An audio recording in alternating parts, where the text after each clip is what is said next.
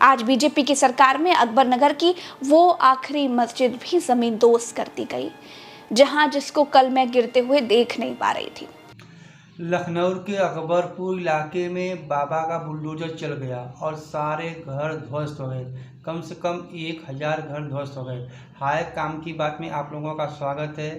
प्रज्ञा मिश्रा ने इस वीडियो में बताया है कि पूरे के पूरे इलाके को साफ कर दिया गया है बाबा के बुलडोजर के द्वारा, और बताया जा रहा है कि वहाँ पर रिवर फ्रंट बनेगा और गरीबों के घर को उजाड़ कर कम से कम मंदिर मस्जिद तक को छोड़ दिया गया होता, लेकिन उसको भी धराशाही गिरा दिया गया।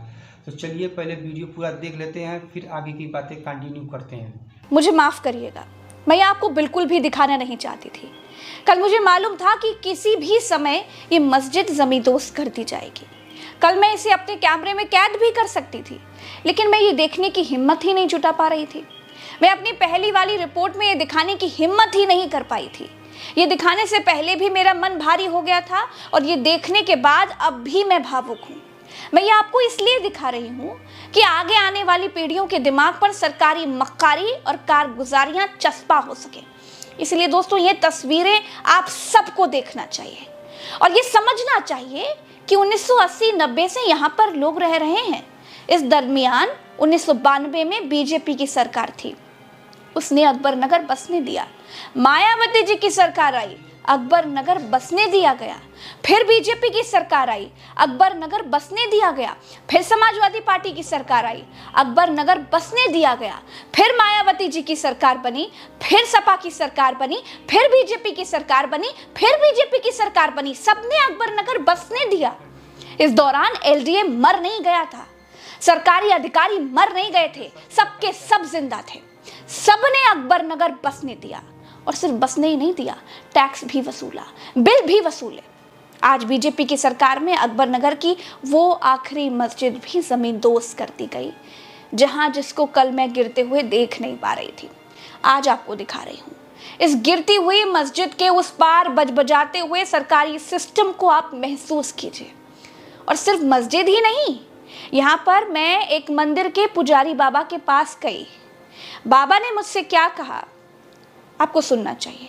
वो कह रहे थे कि अब तो ये मंदिर भी गिरने वाला है। सुनिए जरा। तो ये इतना पुराना मंदिर है, चूंकि सब कुछ टूटने वाला है अकबर नगर में, तो ये मंदिर भी जद में आ रहा होगा।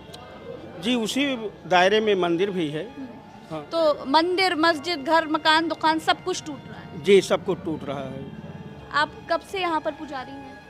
मैं लमसम 10 साल से। तो पंडित जी, जब ये मंदिर से तो आस्था जुड़ी है, और चूंकि आप यहाँ पूजा पाठ कर रहे हैं तो आपके लिए तो सब कुछ ये मंदिर ही है। जी। फिर कैसे आगे क्या? अब ईश्वर के अधीन है हम। ये अकबर नगर नहीं रहा वीडियो का पार्ट 2 है, और पार्ट 2 मैं इसलिए बना रही हूँ क्योंकि अकबर नगर में लोग ऐसे ही नहीं बस गए, अपने आप ही नहीं आकर के बस गए। जितने जिम्मेदार वहाँ के लोग हैं, उतनी ही जिम्मेदार सरकार भी है। सरकार ने पहले बसने दिया और फिर उजाड़ दिया। मैं झुग्गी झोपड़ी की बात नहीं कर रही हूँ, मैं पक्के टाइल पत्थर वाले मकानों की बात कर रही हूँ, 4-5 मंजिला इमारतों की बात कर रही हूँ, मैं स्कूलों की बात कर रही हूँ। अगर अकबर नगर अवैध जमीन पर था तो फिर स्कूल को मान्यता कैसे मिली? ये विश्व हिंदू महासंघ लखनऊ का जो वो बैनर है, उसके ठीक सामने देखेंगे, ये मुख्यमंत्री योगी आदित्यनाथ जी की तस्वीर के बिल्कुल इधर, तो ये मदरसा एरम मॉडल स्कूल अकबर नगर लखनऊ का ये बोर्ड लिखा हुआ है, जहाँ पर लिखा है कि प्राइमरी से सीनियर सेकेंडरी कक्षाओं तक ये मदरसा है, जो कि मान्यता प्राप्त मदरसा है।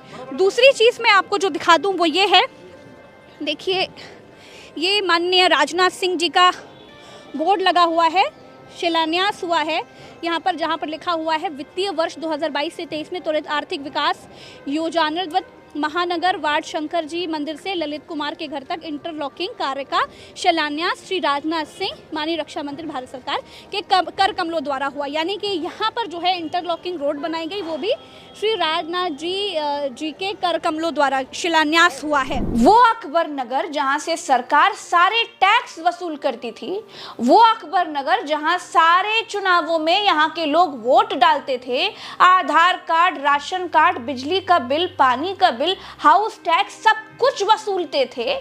एक दिन अचानक सरकारी अधिकारी नींद से जागे और बोले ये सब अवैध है। अरे भैया, अवैध था तो बनने क्यों दिया? किसने बनवाया? बिना सरकारी संरक्षण के तो बना नहीं होगा। क्या वो भ्रष्टाचारी अधिकारी पकड़े गए जिन्होंने अकबर नगर बसने दिया?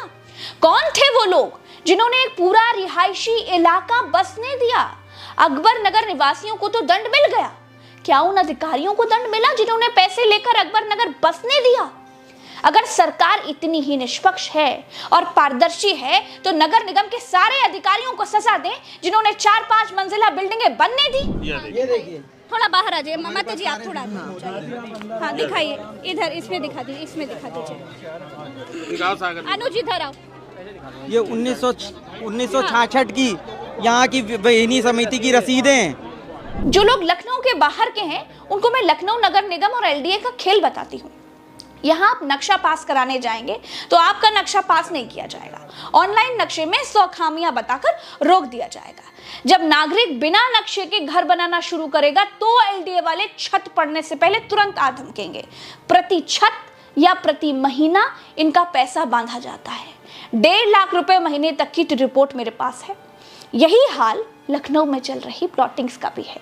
प्रति अवैध प्लॉटिंग महीनेवार पैसा बंधा हुआ है। भ्रष्टाचार के पहाड़ पर एलडीए बैठा हुआ है। अकबर नगर ऐसे ही बनते हैं दोस्तों।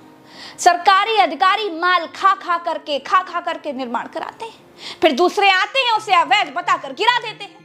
मैं चैलेंज करती हूँ योगी आदित्यनाथ जी, अगर आप जांच करा लीजिए तो मैं जो कह रही हूँ ना वो सब सामने आ जाएगा। मैं प्रज्ञा मिश्रा कोई भी बात हवा में नहीं कहती हूँ।